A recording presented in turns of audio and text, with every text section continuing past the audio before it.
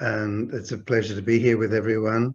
I'd like to just say that I feel on this Guru Purnima Day, the feeling that those of you who were so close as disciples to Dr. Warrier are feeling. It's so poignant to have this celebration on Guru Purnima Day. Dr. Warrier clearly, in his very modest way, was a guru to so many. A guru not simply to his immediate students and circle, but through outreach, through expansion of Ayurveda, through fighting for Ayurveda, creating boldly new directions for Ayurveda and the expansion of Ayurveda. This is the influence of a guru's work, far beyond his immediate circle. And I think we have to pay tribute on Guru Purnima Day to Dr. P.K. Warrior's contribution as a guru in this very expanded sense. In that sense, also, I think, as Dr. Valiathan said, this is a time to celebrate a life. The shlok in Ayurveda, Ayurveda Amritanam, Ayurveda is for immortality, I think we see very fully lived in Dr. Warrior's life. For a start, he reached 100 years.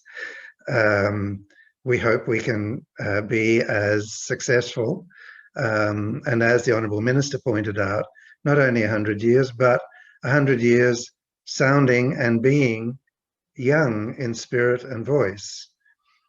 This is Ayurveda. Ayurveda is for immortality. And again, in the more expanded sense, we can see that Dr. Warrior's legacy and gift has been to work for the immortality of Ayurveda. Ayurveda is for immortality, and we want immortality for Ayurveda.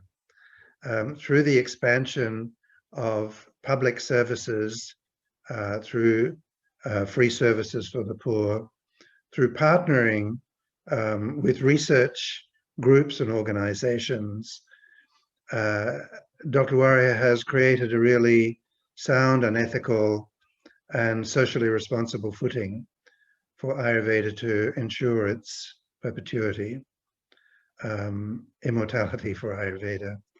This is a very substantial contribution. And again, drawing on the great sort of landmark shloks that guide us, as people have pointed out, his vision was for this profound system of knowledge embedded in very deep, as Dr. Vandana has pointed out, quantum science, was that the whole world should have this. Vasudev Kutumbakam. The world is my family. The world is my family. And one of the things that's so wonderful about Ayurveda is that Ayurveda really is about an understanding of nature. You all know that. And a profound understanding of nature has to have principles that reflect the organizing principles of nature. And again, picking up on Dr. Vandana's points, the organizing of nature is not most successfully characterized in terms of classical mechanical physics, theory of physics. It's much more of a quantum, it is a quantum process. And Ayurveda understands that. I think just to slightly expand on where we might want to go, Ayurveda really is offering insights on the organizing principles of biology. And these are not being studied from a systemic or perspective, or from the perspective of validating the fundamental theories and principles of Ayurveda. I think, in my mind, that is where the greatest contribution to science lies ahead of us.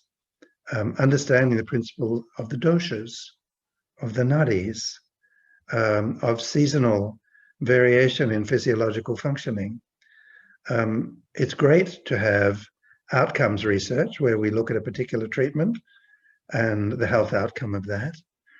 But there is the potential to put a lever at the fulcrum of knowledge and shift perspective through really going into the validity of the organizing principles and theories of Ayurveda, because they are expressions of the organizing principles of nature. There's much for us to be learned, much for us to learn. And I think also I'd like to pay special tribute to Dr. Warrier's tenacity.